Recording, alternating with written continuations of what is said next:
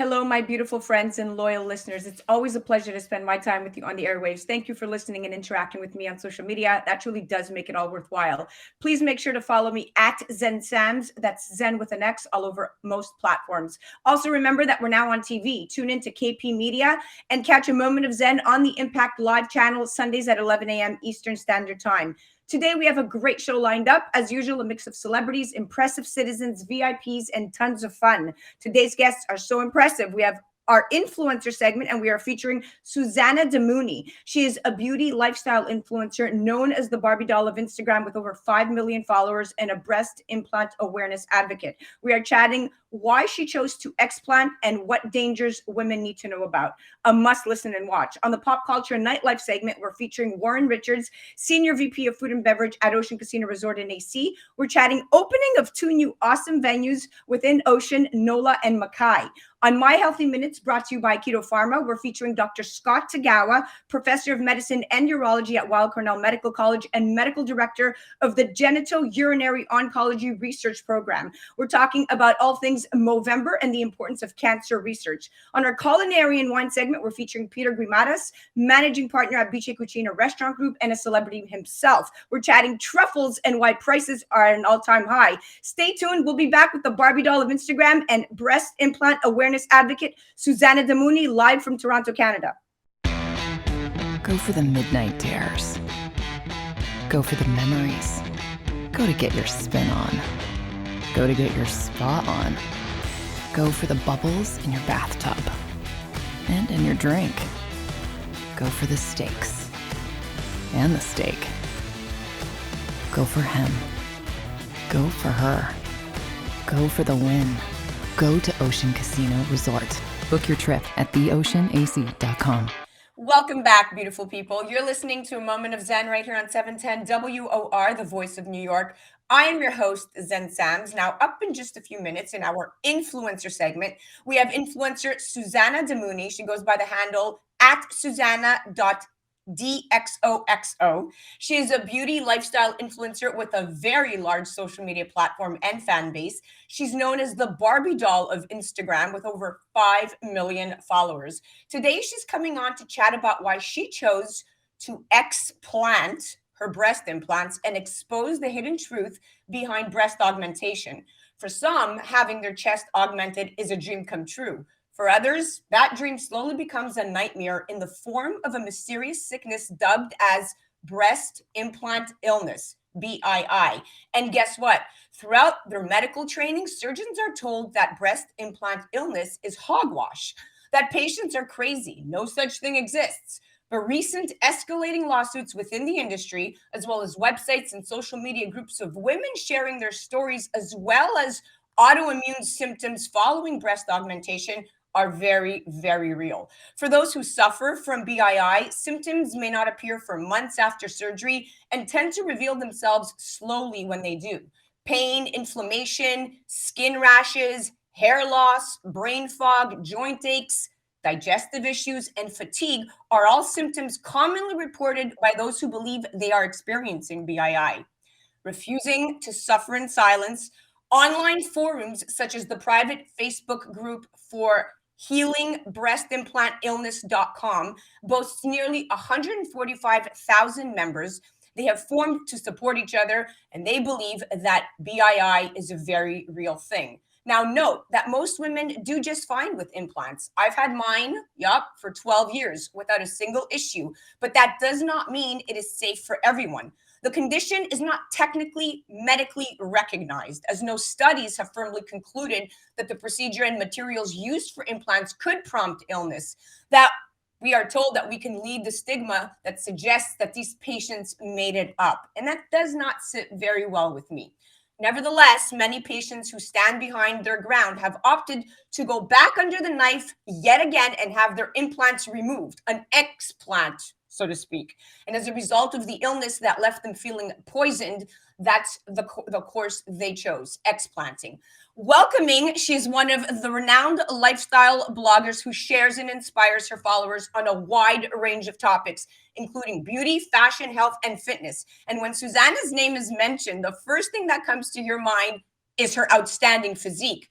Today, she joins me to share her story that spans over 2 decades of breast implant nightmares. She has since explanted and is au naturel these days after she claims that breast implants almost took her life. Susanna Damouni has been a prominent advocate for FDA laws and restrictions for surgical procedures, especially those involving breast augmentations. Welcome to the show, beautiful lady. Thank you for having me. You are absolutely stunning and beautiful, and thank you for coming on and having such a strong voice. Now, I'm going to dive right into it, okay? Plastic surgery literature is not supportive of the notion of breast implant illness. This has been a hot topic during the last few years, and there are still those doctors who believe that it's a psychiatric condition, suggesting that patients who complain of these symptoms are seen as crazy. What do you say to this? BII is very real. I experienced it, and what bothers me is there's so many women like myself that had been going through hell, and the symptoms are like what you had said before. They're exactly right. You get dizziness, you get sinus problems, allergies, like headaches. It's just crazy. Like your joints hurt. I've known people that had to be like myself as well, that were bedridden, and nobody believes you. I went to the emergency room multiple times, and the doctors, like you said, thought I was crazy. And I knew that there was something wrong because I had felt normal once before, and what I was feeling was not normal. It was just horrible. It was a horrible life. And when I spoke to my friends about it, they didn't understand. They had implants too, but they didn't understand how I was feeling because they weren't going through the same thing as me. Like yourself, how you don't have any symptoms. They had no symptoms. So it's hard to believe unless you walk in someone else's shoes. So walk me through this. So this is over the last, so to speak, 15 to 19 years of nightmares. And what you're saying is you originally wanted to increase your breasts for work-related purposes, and obviously you are a fashion model and you work in the industry. So take me down that path. You start with the first size, you end up with the second size, you go back for more, and then at some point, and I'm fast forwarding, you basically start experiencing all of these symptoms, one after the next. And at what point do you decide this is life-threatening to me? So my first breast augmentation that I had done was 350 cc's, and I had the smooth silicone implants. I read about them, heard they were dangerous, but also just before I put every implant in my body, which I've had 4 sets, every doctor reassured me, well, actually it was the same doctor, but reassured me that they're completely safe. And every time I got bigger breasts, they told me these were the new and improved ones. The reason I even got implants in the first place, I was actually naturally busty, but I got them because I was a promotional model for Budweiser, Playboy, Hawaiian Tropic. I did a lot of car shows and stuff like that. And I was pretty much the only natural woman there. And I thought, well, maybe I'll get more gigs if I get larger breasts. So I did. And you know what? It did work at the time. And I thought that was like the right choice for me at the time, especially when the doctors all reassured me, including family physicians, that they were completely safe. After I removed my first set of implants, which were the smooth silicone implants, it was less than a year after, and I went up to about 550 cc's, and they were the cohesive gel implants. And I believe they were by Mentor. And after those, I got another set because I had capsular contracture in my left breast. What does that mean, capsular contracture?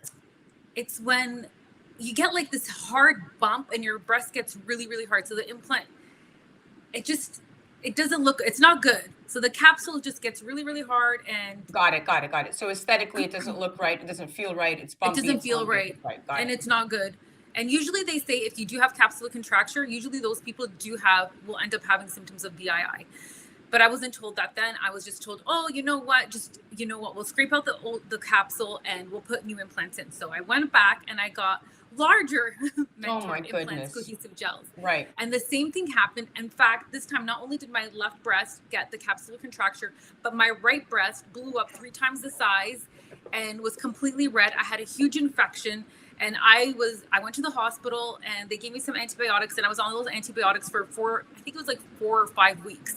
So it was pretty bad. I couldn't even walk. It was that bad. Okay, so let's fast forward to then the symptoms go away, the inflammation goes away, you're on these antibiotics, and now you at this point clearly must tell yourself, all right, there's something terribly wrong. Is that the point where you decide I'm going to explant? No. So that was my third set. On my fourth set. Oh my goodness. You went back for more? I went back for more. And the doctor said to me, don't worry. These are new implants. They're from Costa Rica. They're completely safe. This is the same doctor? The same doctor. Wow. I mean, that guy.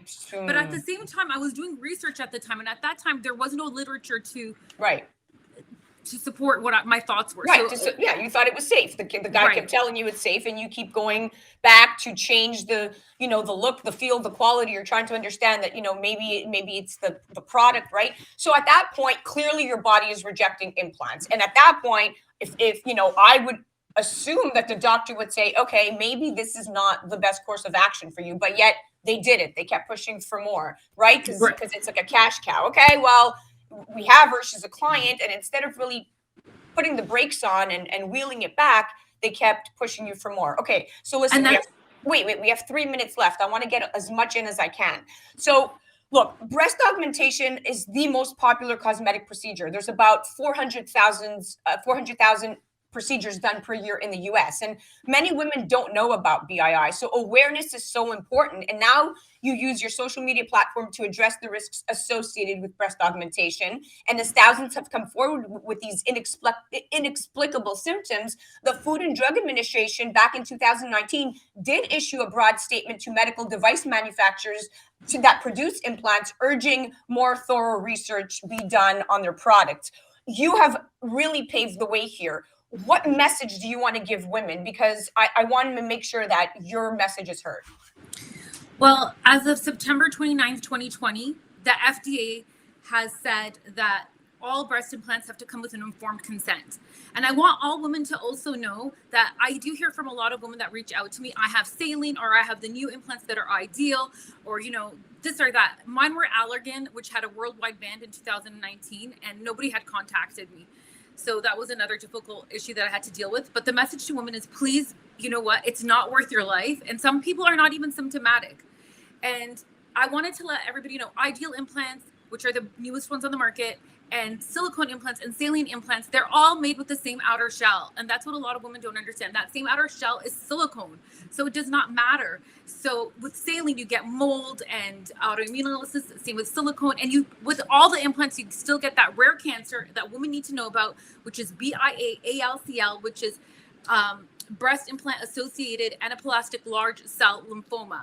And if you don't catch it early, it is deadly. And the other cancer that you get from it is BIA-SCC, which is squamous cell carcinoma, which you get from the capsule itself. So women don't realize this. And sometimes as women are not symptomatic, it's too late. It's already been done. And you can't always catch the ruptures and leaks on MRIs and CT scans. That is what scares me, that you can't always catch the ruptures and leaks. In fact, after we had our initial call yesterday, Susanna, I called my doctor and I said, can you please order an MRI? Because I've had my breast implants in for about 12 years and I had to get them for medical reasons at the time. But now I'm thinking, like, I have to go check up on this, even though I haven't felt anything or, there hasn't been any symptoms. So you already impacted me for that matter. So I'm hoping everyone listening really kind of understands that this could be very real for people. And not, although it's not, going to happen to everybody, I do believe that women should be aware.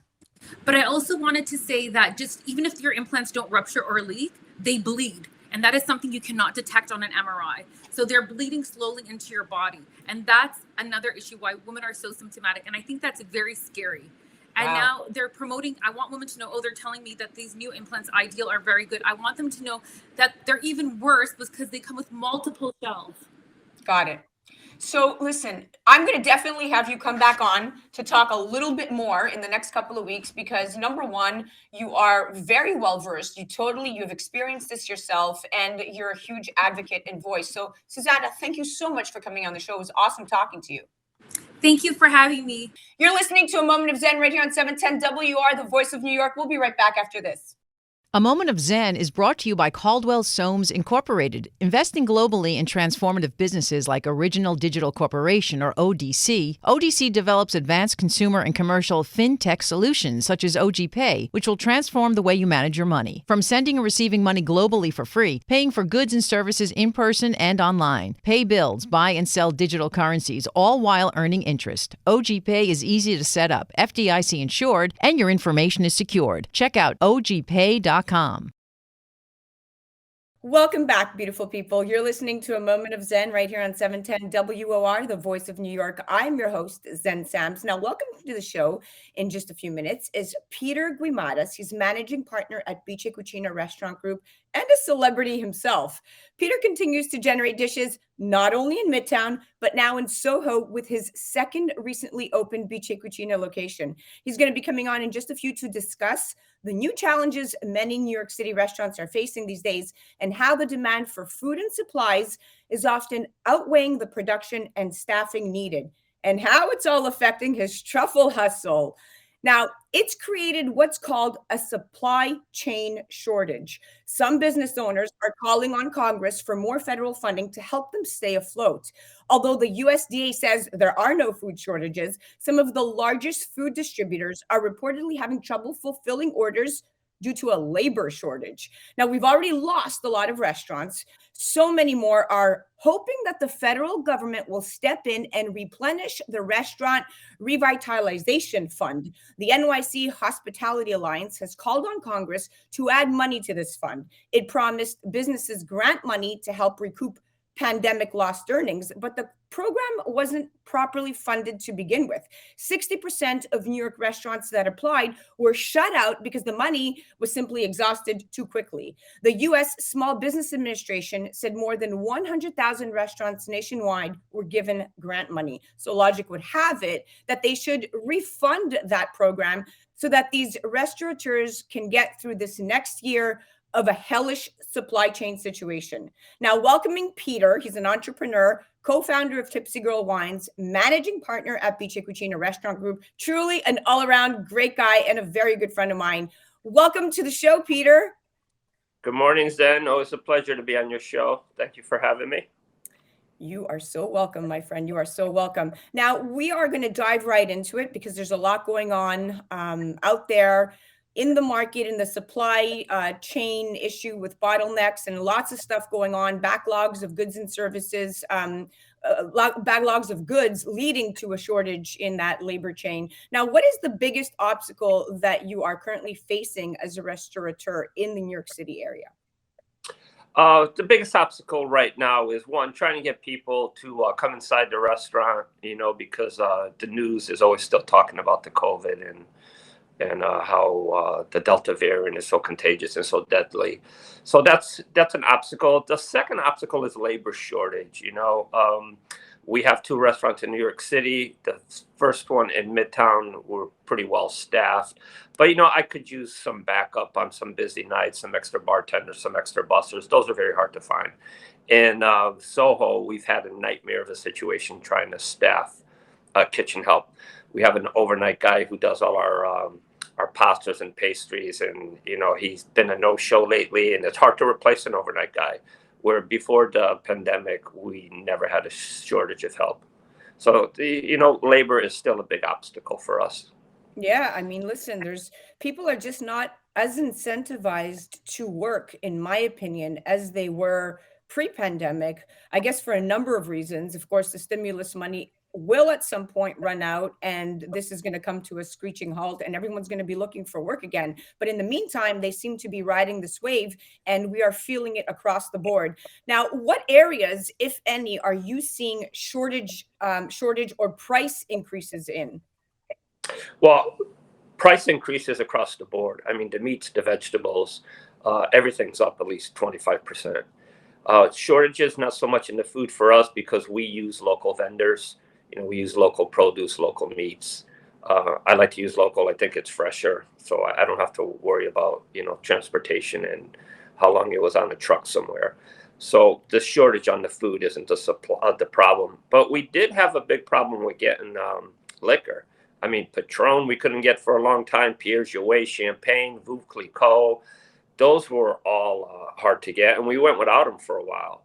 But as far as the food, I haven't noticed anything here in New York, and I think it's because I use, local vendors. Local vendors, and it's always important to support the local vendors. Absolutely. Let's shift to truffles. Now, truffle prices seem to be at an all-time high, and restaurants are gobbling them up. It's definitely truffle season, and prices have gotten more astronomical than ever. A pound of white truffles, which is the most rare and sought after, typically those white truffles are rooted up by those keen-nosed dogs and pigs in northern Italy's Piedmont region. They've lately hit an all-time high between $4,500 and $5,000 a pound at wholesale, and that's up from $1,200 to $2,500 range in 2019.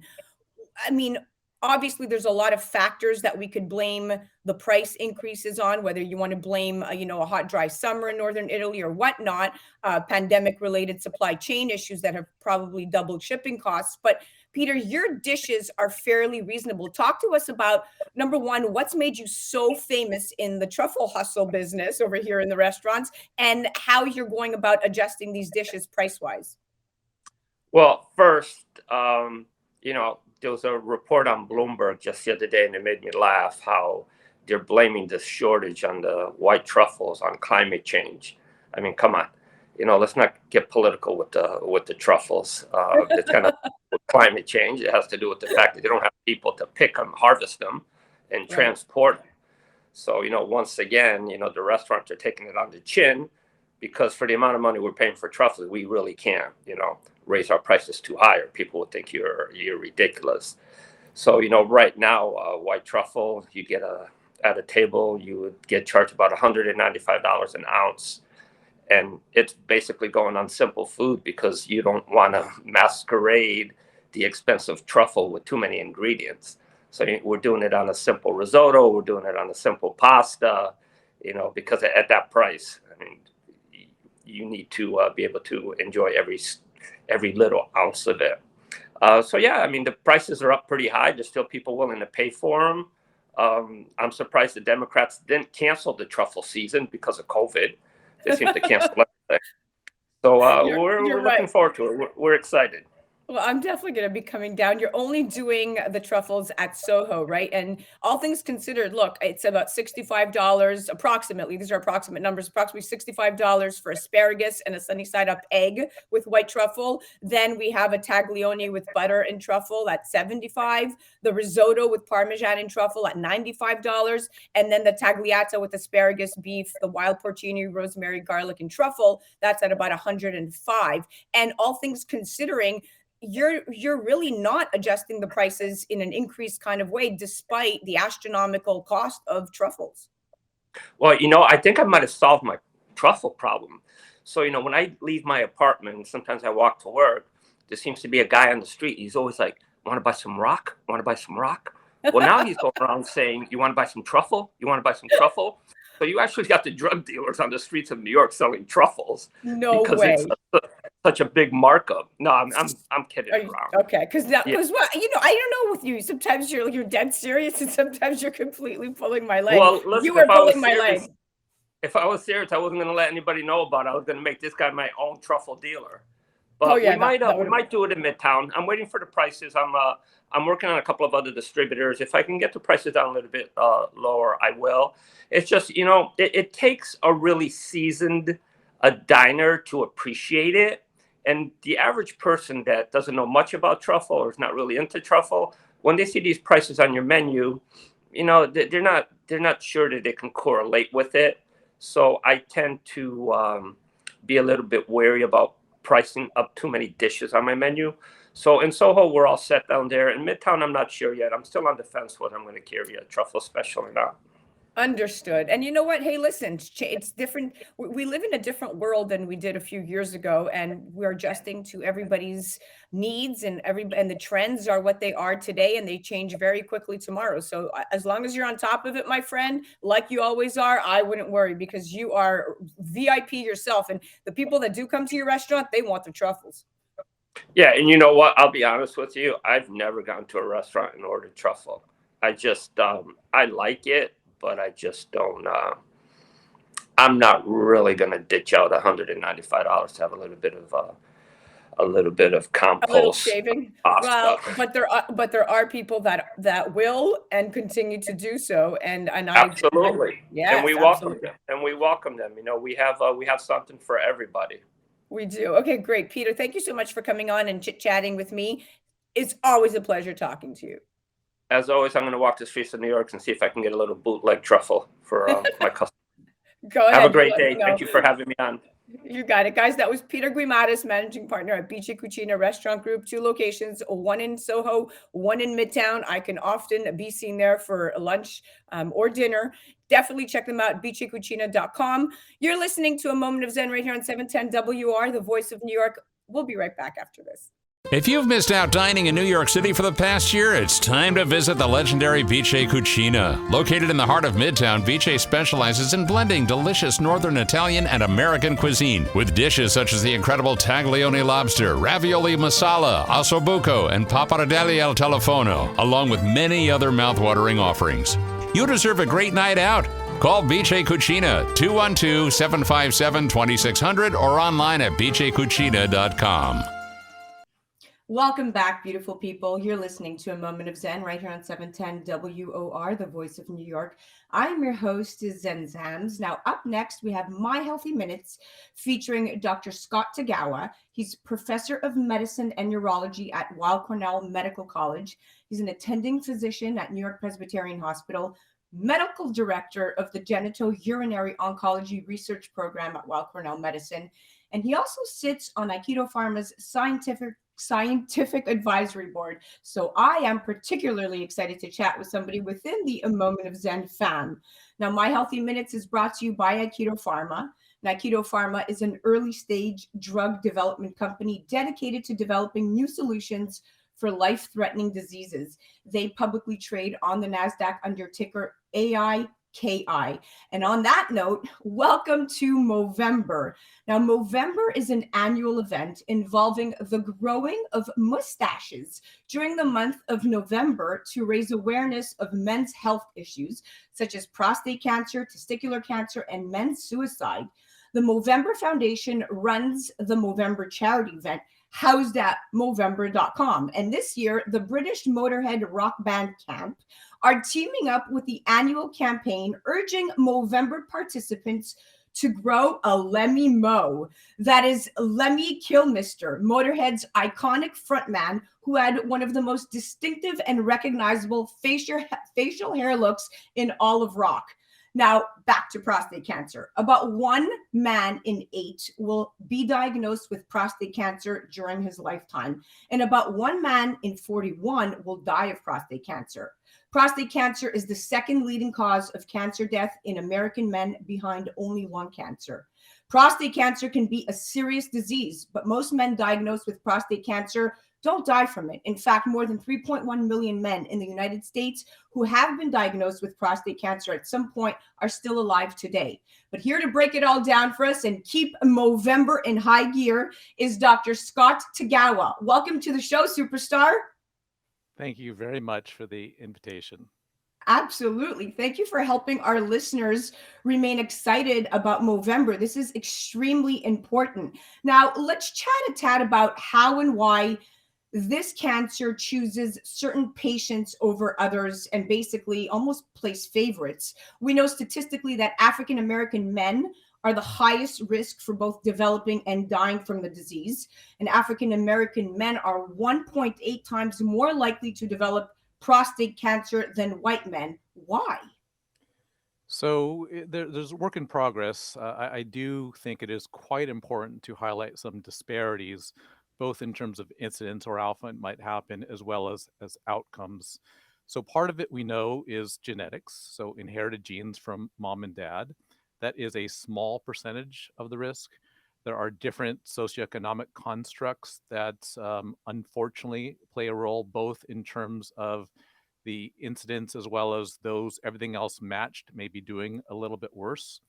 One aspect of what I do is a combination of treating patients that sit in the clinic across the table for me or across the room for me or next to me and their families, as well as participate in research and one interesting data point, regardless of gender, socioeconomic, skin color, uh, different aspects, is that it looks like those that participate in research, participate in clinical trials, it levels the playing field.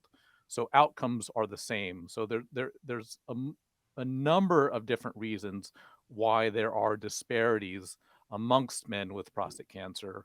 But one message to get across, and I admit this may be a little selfish because I part of what I do is research, but is to participate in research to the extent that you can.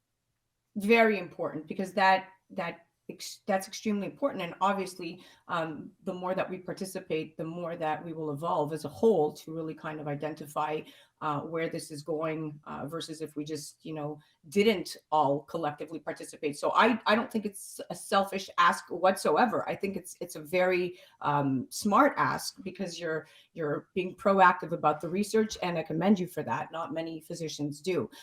Even though we've spent the past 25 years identifying more than 29 or so types of prostate cancer, and funded research that has led to more precision, the fact remains that prostate cancer is one of the least talked about cancer. It's estimated that a third of cancer deaths in the US can be attributed to diets in adults. Now, experts now believe choices about our diet account for the vast majority of prostate cancer cases, and scientists have slowly uncovered a list of cancer superfoods and supplements to optimize in our diets, while also discovering foods and supplements that could actually contribute to cancer risk and aggression. Recently, the Cleveland Clinic researchers have shown for the first time that diet-associated molecules in the gut are associated with aggressive prostate cancer. What do you say to this? This is heavy-handed. Yeah. For any disease, whether one considers it serious or not, there are a number of different factors, and I think it's very good to highlight some environmental factors, because those are things that are what we call modifiable. We can change them. So I mentioned genes. We look at Asians that born and live in Asia. They have a lot lower chance of being diagnosed with prostate cancer than an Asian that moves to the United States, and that is clearly environmental in nature. In terms of diet, there are certain parts of the diet, for instance, foods containing lycopene, which are processed or cooked tomatoes, for instance, are high in lycopene. High intake of that is associated with less incidence of prostate cancer. We know that additional factors such as exercise are associated with meaning more exercise is associated with less prostate cancer. And even if a man is diagnosed with prostate cancer, outcomes are better for those that exercise. So there are a number of factors within each individual's control, and I think that's incredibly important. Within Movember, we've expanded from just growing a mustache to also including exercise as part of that. So I think it's an important message. And if, the downside is very low. If it doesn't work in terms of prevention or treatment of prostate cancer, well, it helps a man's heart. It helps many other factors as part of life. Yes, without a doubt. Now, it's interesting because the average man is going to be extremely intimidated about getting the regular checkup because of the stigma associated to what that checkup entails. What do you say to men who are afraid of going to the doctor? So suck it up and go, I guess is the bottom line. So traditionally, in terms of prostate cancer screening, there's been two parts. One is what we call a DRE, or digital rectal exam, which is insertion of a finger into the rectum and feeling the prostate. And the other aspect of that has been a blood test, something that's called a PSA, prostate specific antigen. It's a blood test for that. It's fairly clear that at least having the blood test is much better than having nothing. And if one were to look at the rates of death due to prostate cancer since the introduction of the PSA blood test, they've gone down tremendously. So it's not a perfect test. There are some consequences of having a medical test that might lead to other testing, etc. But I believe, and others believe, that this does save lives. At the same time, you get other things checked up to blood pressure, check for diabetes, etc., kind of at the same time. But to include prostate cancer screening, I think, is in everyone's interest. You said it. You said it without a doubt. Now, as the medical director of the Genito-urinary Oncology Research Program, you're currently leading clinical trials in prostate, kidney, and bladder cancer. You specialize in drug development and theranostics in prostate cancer. And you also serve as associate director of clinical research of the Division of Hematology and Medical Oncology. And you are a leader in the genitourinary disease management team of the Meyer Cancer Center. Now, that is a ton and very impressive, my friend. What sparked your interest in specifically this area? So I became interested in oncology way back when I was a medical student. And I was thinking actually of GI oncology, but what really sparked my interests were a couple of mentors, both direct and indirect, during my training, that were both charismatic as well as influencers in a different way than we have today in terms of social media, but influencers in kind of the traditional medical way of really moving the bar in terms of increasing awareness as well as outcomes in patients diagnosed with GU or genitourinary malignancies, of which the most common is prostate cancer. So that happened pretty early in my training. And rather than, I don't want to say just treating patients, so I think that's incredibly important, but what I wanted to do was to not only help the patient sitting in front of me as well as his family, but also improve the outcomes for everyone that comes behind him, that person's children, grandchildren, etc. And one of the ways to do that is through research. So another plug for participating in research, as well as, you mentioned Movember. So Movember in the United States started off really pairing with the Prostate Cancer Foundation, subsequently expanded to include testicular cancer and subsequently men's mental health. A lot of that is really a combination of both awareness as well as research. So it's great to be able to help the person sitting right in front of me, but also to help future generations is what really inspires me. Very well said. Very well said. I commend you for saying that. And we'll go back to the research that you do. Do you feel that we have come a long way? I mean, you're a pioneer. You're at the forefront of researching, and of course, with research, we come to saving lives with the proper research. How far have we come, and do you feel that we still have ways to go within specifically prostate cancer? If I were to think of what was available when I was in training compared to what we have now, I would say we've made tremendous progress. So we had essentially zero drugs that showed a benefit in someone that developed, unfortunately, advanced or metastatic prostate cancer beyond the first hormonal level. And now we have approaching a dozen. We've learned to use them better. So one of my main messages for everyone, if you are someone or you know someone that has recurrent or advanced prostate cancer, if you're getting only one drug, that's a problem. We know simply by getting two drugs together rather than one followed by the other, the more traditional approach, we shift the bar in terms of how long people live by years. No, we're no longer talking about months of a difference. We're talking about years of a difference. That's one kind of major message. The other is we were in the era of what we call precision medicine, which I'd simply say is the right treatment for the right person at the right time. And within that, we've come up with targets. So one of my very specific areas of interest is in targeting something that's called PSMA, or prostate-specific membrane antigen. It's something that is on the surface of prostate cancer cells, not so much in other areas of the body. What is new is that there are now 2 FDA-approved diagnostic agents. We inject something, we can do a scan, we can see, is it there or is it not? And shortly coming is a paired treatment with that.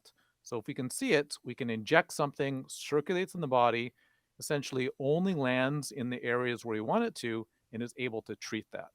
So to be able to move that bar is something that is tremendously rewarding.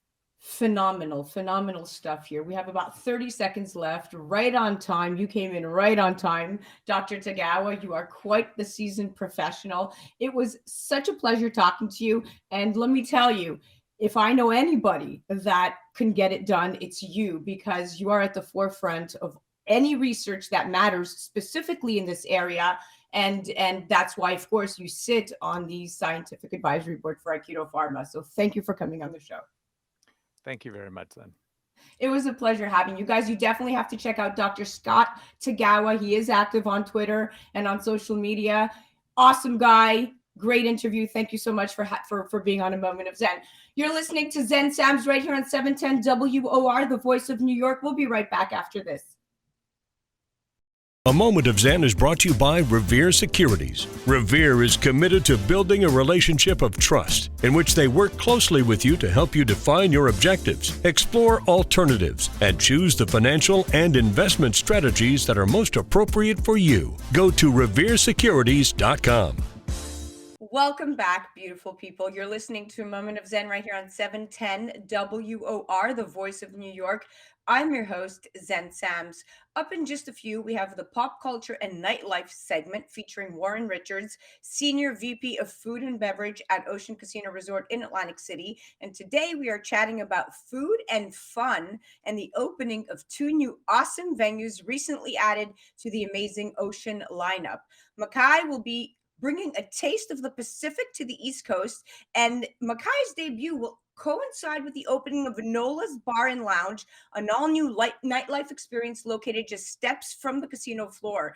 Ocean recently announced a resort reinvestment of more than $75 million over the next year, featuring the highly anticipated addition of more than 460 guest rooms and suites. My favorite place in AC by far. Now, who needs food? Well, we all do.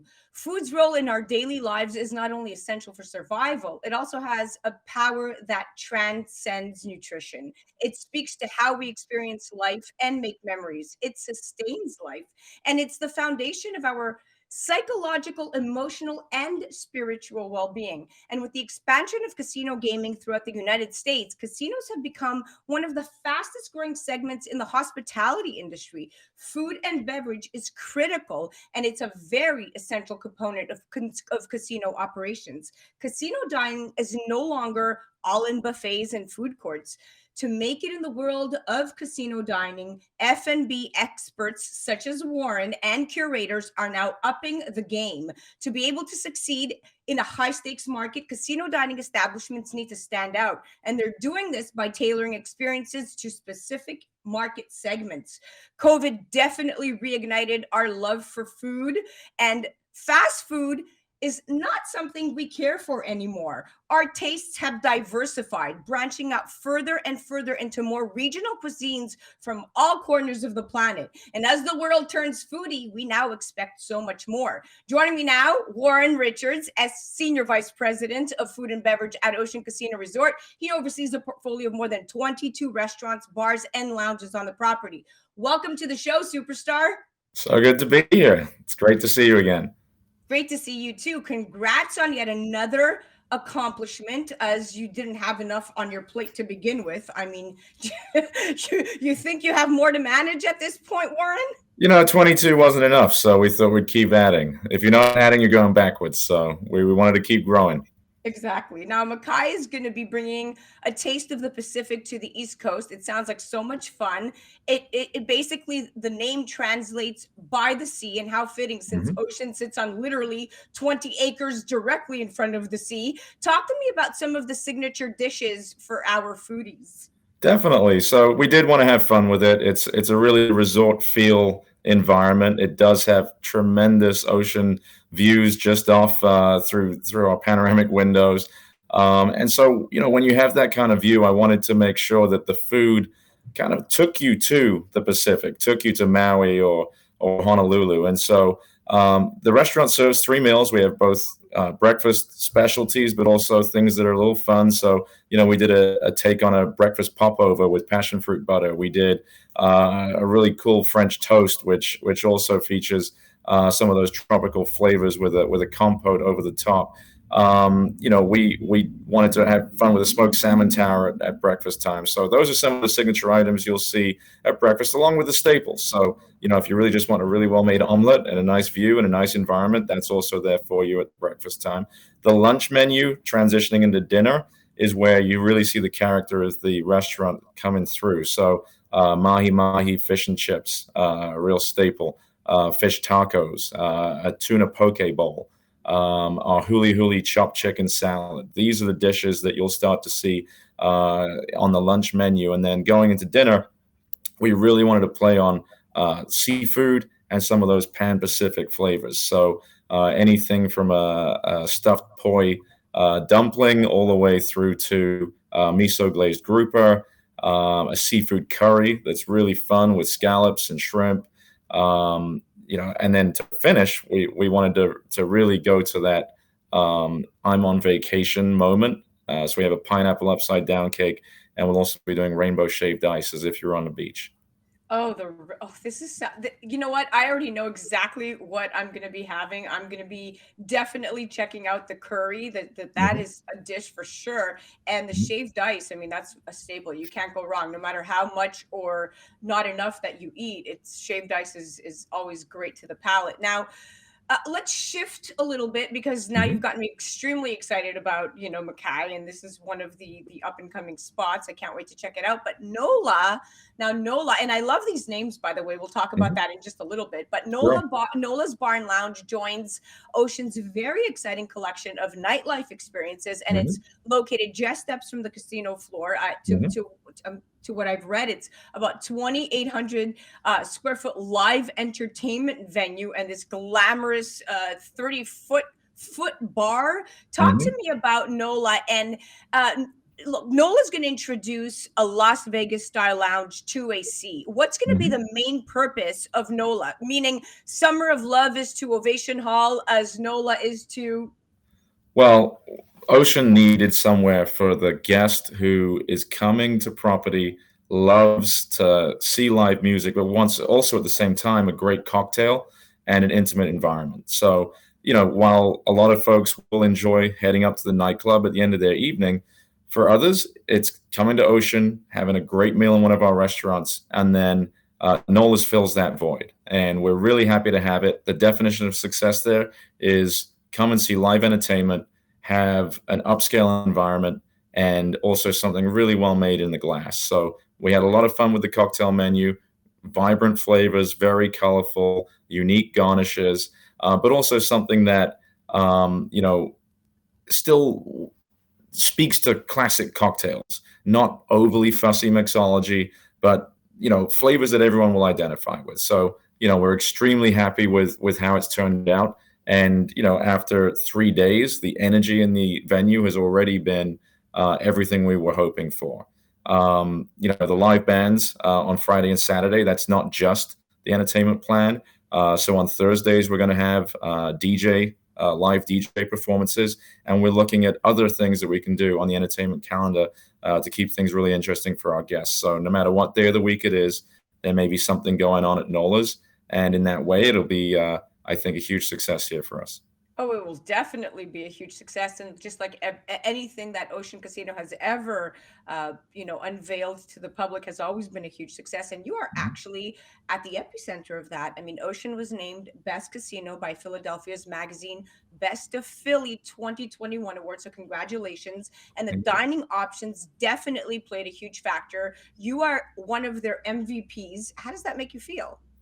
It feels great. It's really nice to be recognized in so many of the publications and other channels that you just mentioned. But we know that there's a lot of work still to be done. So, we are planning for the future. We're really excited about everything that we were able to achieve coming out of the pandemic here in 2021. And we have a lot of great plans, hopefully, that we'll be able to share as well, of things that, we're planning for 2022. In the meantime, it's my goal to keep adding and improving the venues we have.